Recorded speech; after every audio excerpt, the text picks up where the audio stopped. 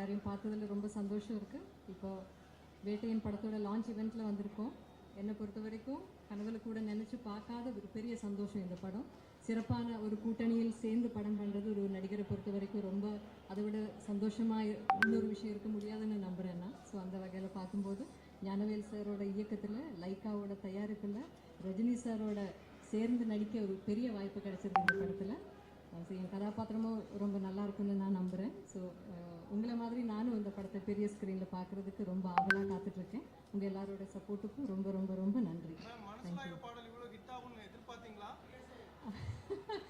ரொம்ப சந்தோஷமாக தான் நாங்கள் ஷூட் பண்ணோம். ஸோ அது இந்த அளவுக்கு மக்களுக்கு ரொம்ப பிடிச்சிருக்கு, ரசித்து ரொம்ப ஓவர்வெல்மிங்கான ஃபீட்பேக் கொடுக்குறாங்க.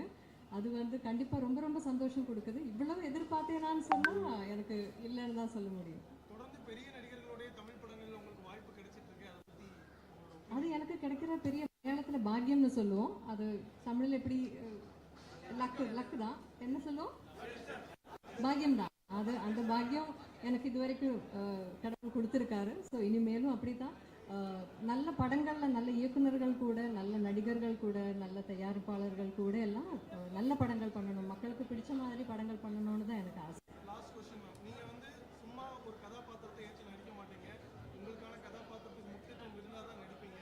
இது ஒரு பெரிய ஸ்டார் காஸ்ட். உங்களுடைய கதாபாத்திரம் எந்த அளவுக்கு முக்கியமானதாக இருக்குது? இதில் எல்லா கதாபாத்திரங்களும் ஒரே மாதிரி அவங்களோட ட்ராக்கில் எல்லாருக்கும் அவரவரோட இம்பார்ட்டன்ஸும் ப்ராமினன்ஸும் கொடுத்துருக்காரு. அண்ட் ஞானவேல் சார் அப்படிப்பட்ட ஒரு டைரக்டர் தான். சும்மா அப்படியே யாரையாவது சும்மா நீங்கள் அவங்களோட படம் பார்த்துருக்கீங்க ஏற்கனவே.